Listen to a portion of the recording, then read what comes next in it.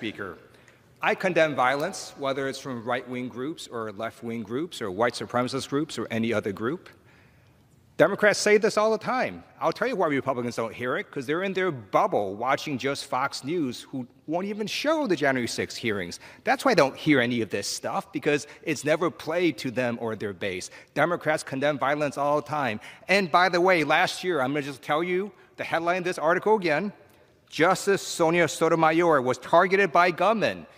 Did Republicans jump up in outrage? No, they didn't. So let's just be clear here. What we're talking about today, once again, Supreme Court justices get law enforcement protection right now as we speak. This is actually a dispute about employees. So I'm going to ask the Republicans a question, and I bet you they will not answer it. Why do they not want to protect the employees and their families of the Supreme Court? I reserve my time. Gentleman reserves. Gentleman from Ohio. Thank you. Let me tell you why it took us a few weeks rather than just 1 week to pass this legislation.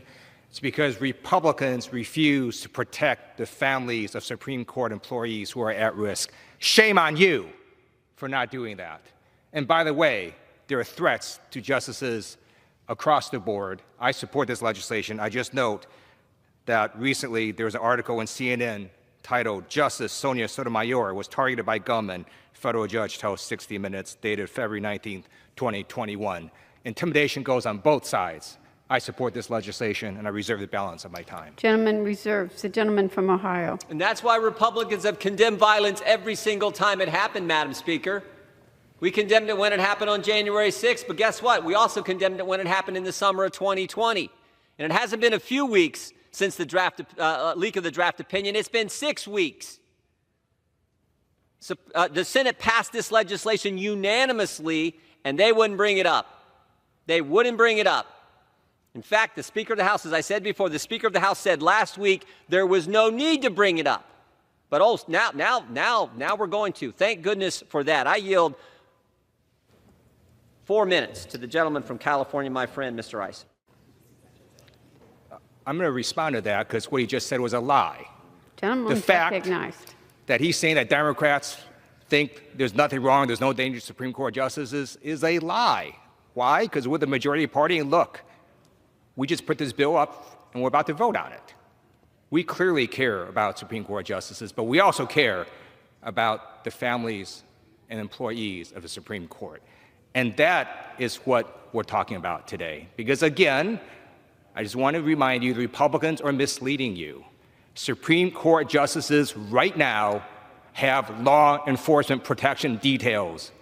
They are protected by law enforcement. This bill has to do with the families of Supreme Court justices. I support protecting them. I also support protecting the employees and their families of the Supreme Court. And that is the dispute. The Democrats want to also protect the employees and their families who are getting threats from right-wing activists, intimidation from far right. And you want to talk about intimidation? I'll tell you what intimidation is. It is Trump supporters assaulting the Capitol on January 6th, brutalizing 140 police officers. That is intimidation. I reserve my time. Gentleman reserves. Gentleman from Ohio. Without objection, the gentleman's recognized for 1 minute. Thank you, Madam Speaker. Donald Trump lost the 2020 presidential popular vote by over 7 million votes. Trump lost the Electoral College 232 to 306. Trump lost the state of Arizona. Trump lost Nevada. Trump lost Georgia. Trump lost Minnesota. Trump lost Wisconsin. Trump lost Michigan. Trump lost Pennsylvania. Donald Trump lost the 2020 presidential election. Gentleman yields.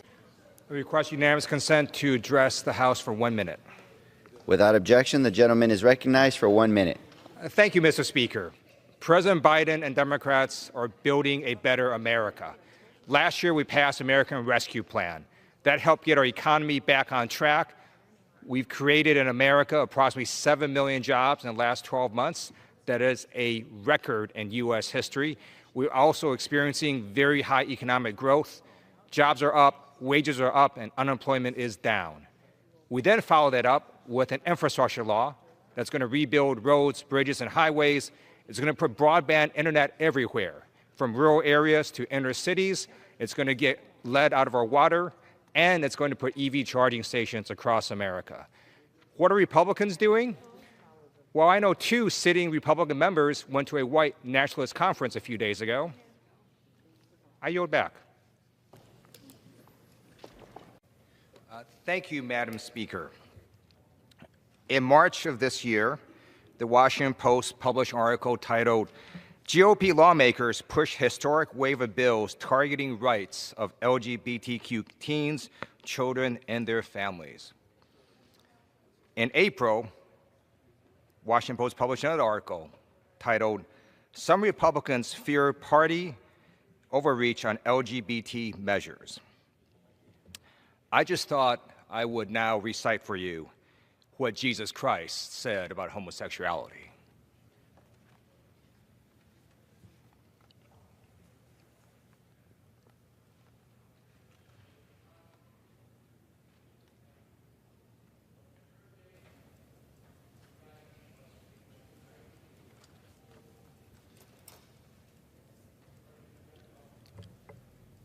I yield back. For what purpose does the gentleman from Tennessee seek recognition? Thank you, Chairman Larson, and thank you, Mr. Speaker. Democrats are focused on putting people over politics by lowering costs, increasing American jobs, and having safe communities. What are Republicans focused on? Ending Social Security. How do we know that? They put it in writing. They want to end Social Security in 5 years.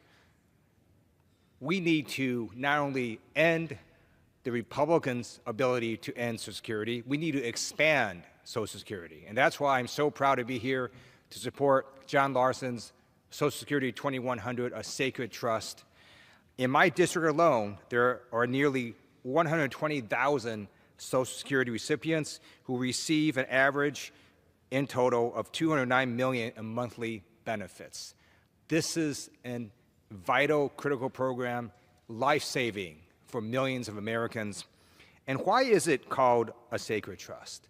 It's called a sacred trust because our government promised over 85 years ago that if you contribute to Social Security with each and every paycheck, you can retire with dignity. President Biden has called that a sacred trust. Chairman Larson's sacred trust bill is how we need to make Social Security stronger and even better. And I think it's important to just talk about how awesome this bill is. Let me just talk to you about some of the provisions. It has a benefit bump for current and new Social Security beneficiaries of 2%. In addition, it has protection against inflation, and it does that by improving the outdated COLA formula that currently is in Social Security. The bill also improves Social Security benefits for widows and widowers. This bill repeals the windfall elimination provision. It ends the 5-month waiting period to receive disability benefits. The bill also provides caregiver credits towards Social Security. It extends Social Security dependent benefits. It increases access to Social Security dependent benefits for children who live with grandparents or other relatives. The bill also requires the Social Security agency to mail annual statements to all workers, and it improves access to legal representation for people seeking long-term disability benefits. This is an awesome bill, and this is exactly the kind of legislation that we need to move off the floor, and it is in stark contrast to what Republicans are doing.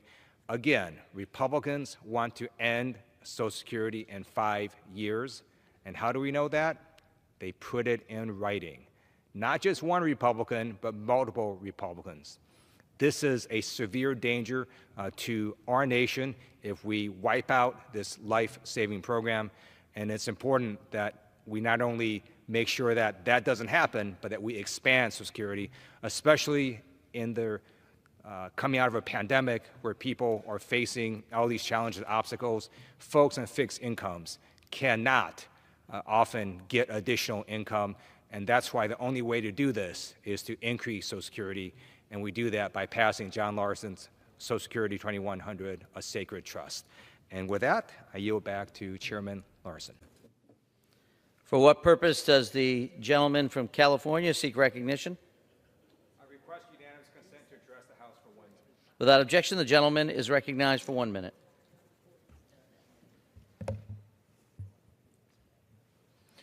Thank you, Mr. Speaker. President Joe Biden has done an awesome job creating jobs. He is a jobs president.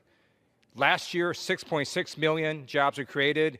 In the last 14 months, working with congressional Democrats, 7.4 million jobs were created, the most in United States history. Democrats are building a better America for the future and for the people. What are Republicans doing? I don't know. But last week, Republican Congressman Madison Cawthorn bragged about being invited to cocaine-fueled sex orgies by senior Republicans. Don't believe me? Search for Madison Cawthorn Republican Caucus on the internet. I yield back. It's back. Director, we appreciate those. The whole country does. In fact, I said this in an interview this morning, at a TV interview this morning. Two of those agents who served for years in the FBI did great work, now work for the committee on the Republican staff. And we appreciate the work they did then, the work they're doing now. But they share the same concerns raised by members of the committee.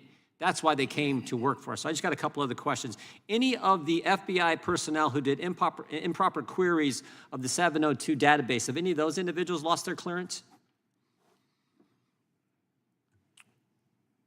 Well, we had, depends on how far back you want to go in time. We've had individuals, if you go back to, say, like 2018, I think was the last I remember, where you had somebody who engaged in intentional conduct and the person, for example, is gone. I think there were security clearances revoked for people back in that time period, but I don't know that we've had somebody who's engaged in, intentional or reckless conduct more recently than that. We have, as you may know, Mr. Chairman, and this actually didn't come up today, but it's important for people to know. We recently put in place a whole new set of accountability policies specifically focused on 702. They go through cascading consequences. Yep. And so that's an important It's been reported that donors of a congressional member of Congress were illegally searched. Has that individual lost their clearance? I'm not sure I'm familiar with the specific example. So, Well, it's been widely reported that the donor base for a member of Congress has been searched, and I just wonder if the person responsible for that has had any consequences, like a loss of a security clearance. I don't know the answer. Okay. Is the FBI assisting the Secret Service in the investigation as to how cocaine wound up at the White House? Yes, I want to be a little bit careful about what I can say here because the Secret Service is leading the investigation. But as is standard in an investigation where white powder is found, the FBI's lab personnel did an evaluation to determine whether or not there was a sort of biological. Is that the only assistance? That's the only assistance we've done so far. We have offered the full range of our assistance to the Secret Service. If they want to use us for that purpose. But beyond that, I would refer you to the Secret Service. Is that offer's been denied? Is that what you're saying? No, I didn't say that. We've offered it to the Secret Service, but beyond that, I would refer to them. In October of 2020, when Facebook asked the FBI, is the Biden laptop story Russian disinformation, the FBI's answer was no comment. Who gave that answer? And before you answer, sir, if I might just interject the fact that we agreed that I would have 2 questions and you would have 2 questions. I think I said a couple questions. Yeah. And you've asked a couple. In fact, I know I said a couple subparts. questions, but I gave you 5 minutes, so. But I'll. Do you want another question? No, I want us to conclude this hearing, and I And respect we will be your done in prerogative 2 as minutes the and chair. 10 seconds. Thank you. We appreciate that, and we obviously appreciate the director being here. In October 2020, when Facebook asked FBI, is the Biden laptop story Russian disinformation, the FBI's response was no comment. Do you know who gave that response? I did not. The court knew, and the court said it was Laura Demlow. Do you know who Laura Demlow is? I do know who Laura Demlow is. And what does she do? Laura Demlow is an agent in our counterintelligence division, and she currently works with the Foreign Influence Task Force. Doesn't she head the Foreign Influence Task Force? I think she leads it, yeah. She leads the Foreign Influence Task Force. Did you tell her to give that comment? Did I what now? Did you instruct anyone, when Facebook asked, did you instruct them to give the no comment? I don't remember giving any instruction along those lines, although I should say I'm not sure whether Laura Demlow was in that role at the time frame that you described, but Again, the court in Louisiana said she was, and said when Facebook asked her specifically, she said no comment. And this is the Foreign Influence Task Force leader, Foreign Influence Task Force that you created as director of the FBI, correct? I'm sorry. Oh, that's correct. You created the Foreign Influence Task Force. I did create the Foreign Influence Yeah, Task you put Force. that together, and she heads it up. Okay. How did you become aware of the Catholic memo? The one in Richmond that we've talked about a couple times today. As I recall, in one of my regular morning meetings, I learned that there was this product, and that was the same day that I ordered that it be removed. Was that before or after it was already in the press? That I can't tell you. My guess is it was probably around the same time, but I don't know. Did you learn about it? Did the people who brought it up to you, did they learn about it from the press, or was it some internal communication? I can't speak to how they learned about it. I just know that I was told about it by them, and we had a conversation about immediately taking steps that we then did. We appreciate that. Yeah. Okay, Director, we appreciate your time today. I know it's been a long day. We already had the unanimous consent from Mr. Gates, so the committee is adjourned.